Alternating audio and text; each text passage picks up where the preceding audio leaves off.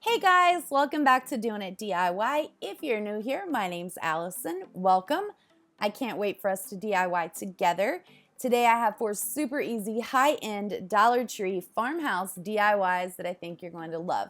Everything you need to complete these projects is listed in the description box below. Let's go ahead and get into the first project, the super easy windmill planter. Everything we need is on the screen. We are going to start by taking one of the wooden crates from the Dollar Tree and using a combination of classic caramel from Apple Barrel and chocolate bar from Apple Barrel and a little water and making a DIY stain. If you have been around for a while, you know how much I love brown oxide and jet black, but this is my new favorite. You can use whatever you like here, whatever combination of paint, whatever stain that you like. Do what you love. Whatever works for you, do that.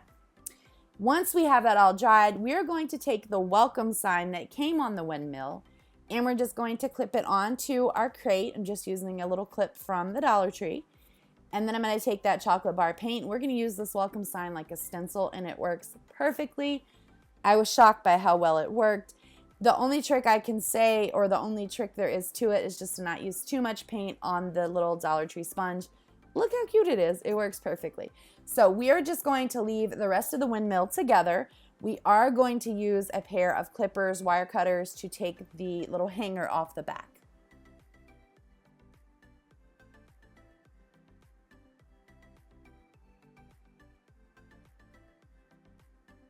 There we go. And we're not going to change this at all. We're going to leave it just like that. And then we're going to take some hot glue. You could use a combination of hot glue and E6000, or just hot glue works perfectly well, as fine as well. And we're just going to put some glue inside that and then lay our little windmill down on it. You want to give it a couple minutes to let it completely dry. And that's all there is to that. Then we're going to take some floral foam and put it down inside our little crate. And we're going to take some reindeer moss, I think is what it's called. I don't know. I'll leave it in the description box. And some hot glue and cover that entire foam up, because when we put the greenery in, you could still see the floral foam and I didn't want to do that. So then I'm just going to take a little craft stick and push it all down on the sides and trim it up if you need to so that it's really neat. And then you can take whatever greenery or flowers you want to use. I just use some Boxwood because it's my favorite. I get it at Walmart. It's 97 cents a pick. And each pick is pretty big, so I only used a couple here, and you just put them how you want them and arrange them. It's super easy. That's all there is to it, and this is what you get.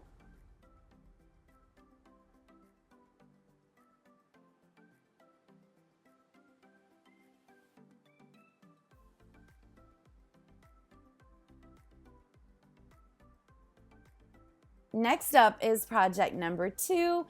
I wanted to recreate a dice runner that I saw on Kirkland's. I'll leave it right here. Mine doesn't look exactly like this, but I love the way that it turned out. We're just going to start with one of those wooden signs from the Dollar Tree. It's the one that have the open back. And we're going to take a sanding sponge, also from the Dollar Tree, and just sand all of that glitter off of there so we have a smooth surface to paint on. Super easy. Then we're going to remove the little sticker inside and the little claw hanger. And then I'm going to take some wood filler and just my finger and cover those holes up. You don't need a whole lot. It dries really quick, so once we have that dry, we're just going to sand that down. We just don't want to see those holes. Then we're going to take that classic caramel from Apple Barrel again, and we are going to paint each one of these die. I think it's die. I think dice is plural and die is singular. I'm not sure. Leave it in the description box below which one you think it is. We're going to paint each one of them with at least 2 coats of this paint. I will say you need to let this dry completely before you touch it, because the paint will come off and peel off. I don't know if it's the foam dice. I don't know if it was that my fingers had something on it that stuck to it. I made a mess of these 100 times. So let it dry thoroughly. All said and done, with each coat and the faux wood technique and all that, it took over a day for everything to dry thoroughly, so I knew it wouldn't, get messed up. So it's going to take a little while, and I probably wouldn't do it again, but I do love the way that it turned out. So Once we have the bottom part of that sign, well, it's the sign, we're going to use it for the bottom part of our little box. We're just going to go ahead and take the exact same paint, that classic caramel from Apple Barrel, and give it at least one coat on all the sides, top and the bottom. We're going to do a faux wood technique on all of these items using the Waverly Antique Wax. It works perfectly. You just take a brush. You want to make sure that you have even strokes from side to side. You don't want to go back and forth or do little circles or anything like that.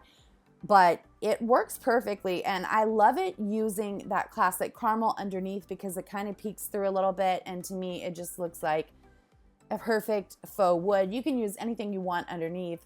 Definitely don't skip the antique wax because that's what makes it look like wood.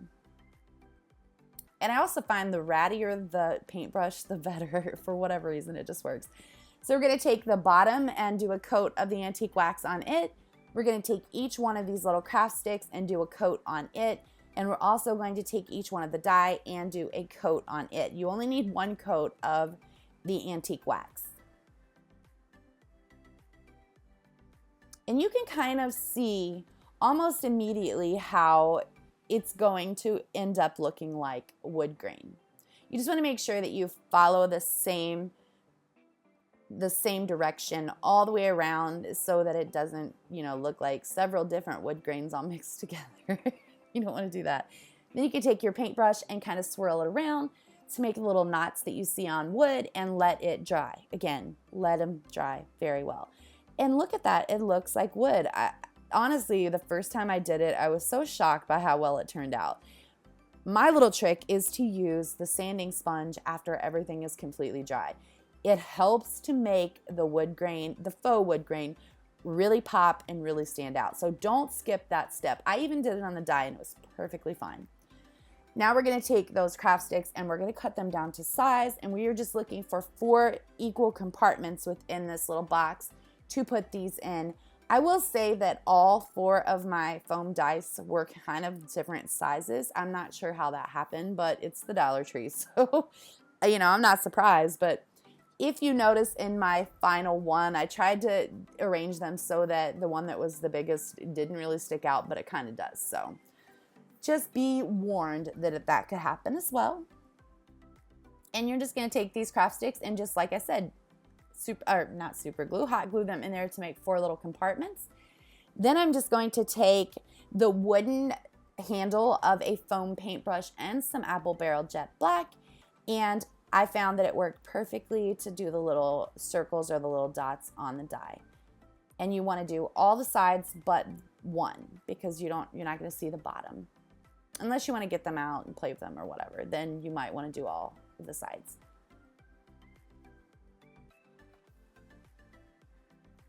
And that's what the box looks like. I love it. And you're just going to arrange the dice inside, and that's it.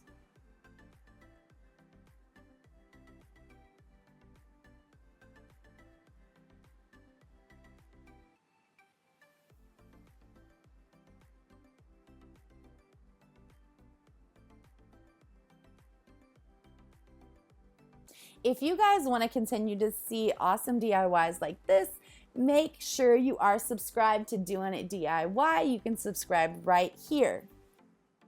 All right, up to project number 3. I see this project all over the Facebook groups that I'm in for DIY and crafting and all that kind of stuff. And this is done so many different ways, so many different times. I just wanted to show you guys how it was done. You're just going to use one of those butter dishes from the Dollar Tree and a set of salt and pepper shakers. It's super easy. We are going to start by taking some Apple Barrel Antique White and some Apple Barrel Snow White and mixing them together. I didn't like either color on its own for this, so both of them together kind of worked perfectly.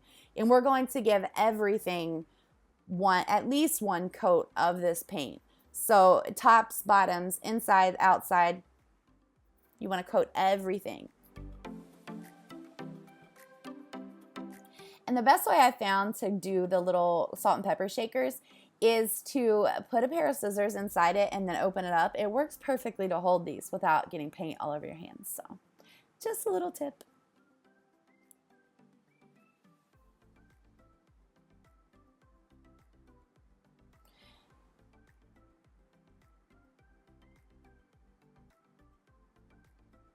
And once we have everything painted, we are going to take some Waverly chalk paint in the color Mineral, and we are going to take a dry paintbrush and we are going to distress everything. The same surfaces that we just painted with that paint, we are going to dry brush to give it a little bit of distressing. You don't have to do this. You can use any colors to paint them. You can use any colors to distress them. You can skip the distressing. It's totally up to you. I've seen these done so many ways. I've seen them pink, purple, black, blue, white, so many different ways, and they're all so adorable. So definitely be creative here. But if you want to follow what I did, I used some Waverly chalk paint in the color Mineral.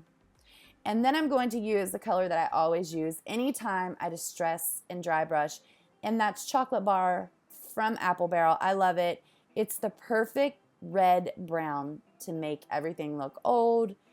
And I always say dirty, but you know, not dirty, but it kind of does end up looking old. That's just what I use. And we're going to go all over the exact same surfaces with that. Now we're going to take the caps to the salt and pepper shakers, and we are going to hot glue those to the bottom of the butter dish. These are going to be our little feet.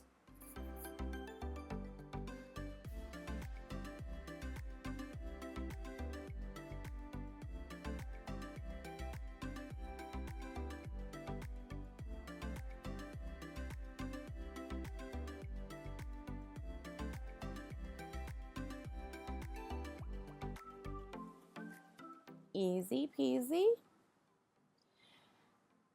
Look how cute that is. And once we have that done, we are just going to take the top of our butter dish, which would normally be flipped around the other way, and hot glue it to the bottom of our butter dish. You could also use E6000 here as well, for sure. And just give that a little press.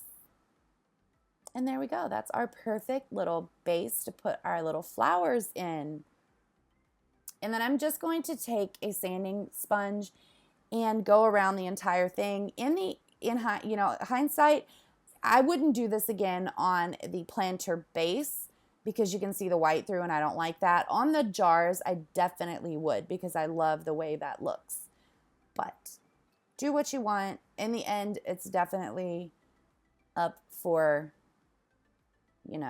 just be creative. Make it your own. Now I'm going to take some jute twine and a little hot glue, and I'm going to wrap it around the top of each one of these salt and pepper shakers. I've seen this done so many different ways. You can make little bows with the jute twine. You can wrap it around like I did. I've seen people use ribbons. I've seen this done so many different ways, and they're each so creative and so cute. This, I just like simple. You guys know I say it all the time. I'm very simple when it comes to things like this. So this is just what I chose. Make it your own. Have fun with it. Be creative. Do whatever you want.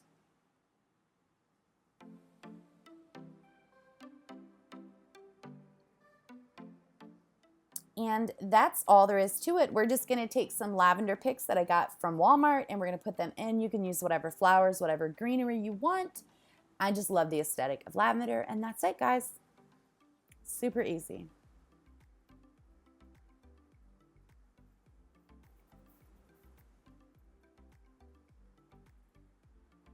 And for project number 4, this is my favorite. I love it so much. It's probably the favorite I've done in a long time. I found this on Kirkland's and I loved it, but I didn't want to pay $65 for it, so I figured out how to do it for $5. We're going to start by taking some 5-gallon paint sticks from Walmart or Lowe's. They both have them. I will say that the ones from Lowe's are a little thicker than the ones from Walmart, at least in my experience, so do whichever you want. Mine came from Walmart and they work perfectly fine.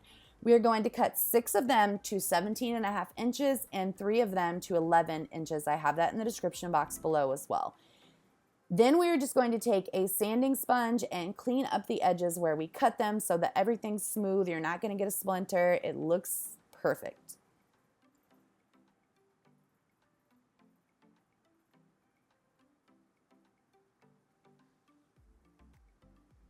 Once we have that done, I'm taking a mixture of Apple Barrel Jet Black and the Apple Barrel Snow White and a little bit of water and making a DIY stain. You can use whatever colors you want to do here. You can use whatever stain you like.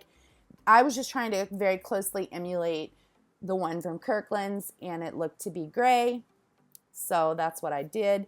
You just want to wipe it on, give it a few seconds, wipe it back off. If it looks like wiping it off took too much of the color, go ahead and give it another coat and repeat. This is super easy. Everyone knows how to do this. Now I'm going to take my Cricut and just cut out some vinyl, our family.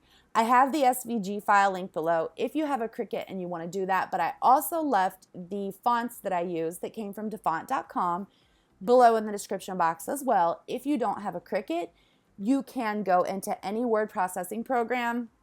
If you have a Mac, you know you can use Pages. If you have a Windows computer, you can use Word and just type out our family. Again, I have the fonts I use below. Print that out on your printer and then turn it over, scribble all over the back of it with a pencil, and then trace it right onto your wood and then paint it, and it gives the exact same effect as the vinyl that I'm going to use. It's easy, I promise you. I've done it 100 times before I got my Cricut. But if you have a Cricut and you want to cut this out, it's tiny, it doesn't take much vinyl, it only takes a couple of minutes, and I love the effect that it gives. So I decided to throw that in as well. I'm going to be quiet and let you guys see the printer. Not the printer, the Cricut at work.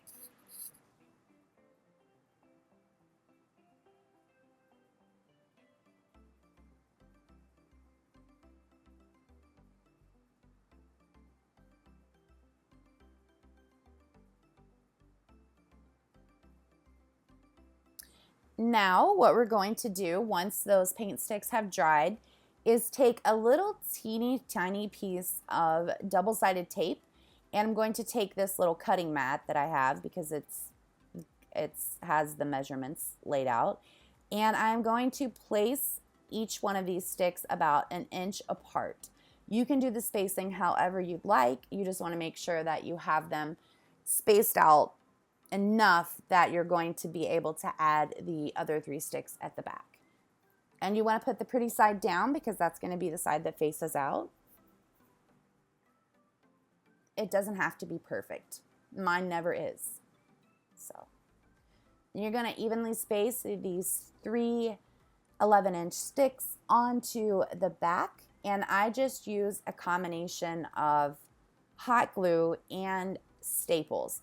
And I left the exact staples that I used below. I just have a staple gun from Lowe's. It was super inexpensive.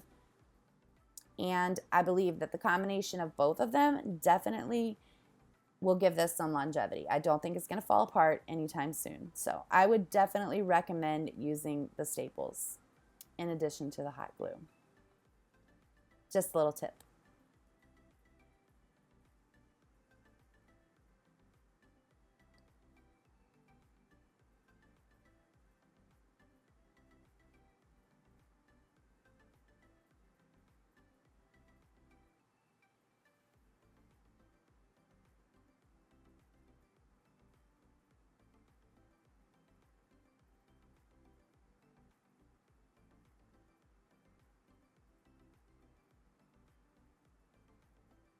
And the staples that I used, as long as you only staple where both pieces of the paint sticks meet, are perfect. They don't come through the front. They're the perfect size. So I have those listed below.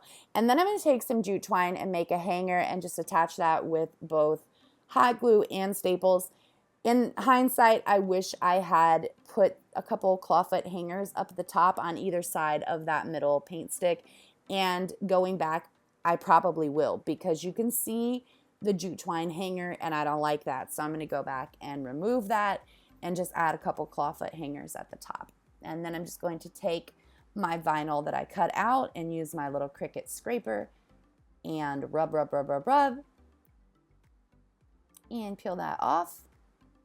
And the original did not have our family listed on it. I kind of used a mashup of 2 different picture collage frames that I saw at Kirkland's together, and I really like the addition of our family. I think it's so cute, It adds a little bit of character to it too, and it can be personalized in so many different ways. It doesn't have to say our family. You can use whatever you want. So then we're going to take these little push pin clips from the Dollar Tree. They were in my last Dollar Tree haul. And if you push down on them like you're going to push them through this little piece of wood, it has a nail in it that pops out, so you don't have to worry about cutting them off. And then you just take some hot glue. Again, you can use some E6000 if you want, and place them wherever you'd like to, all over this little frame. You can use as many as you like, as few as you like.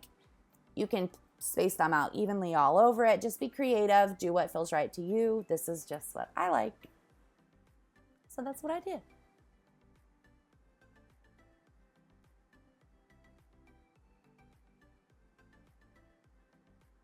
And there's my head for no type of reason. Love that for me.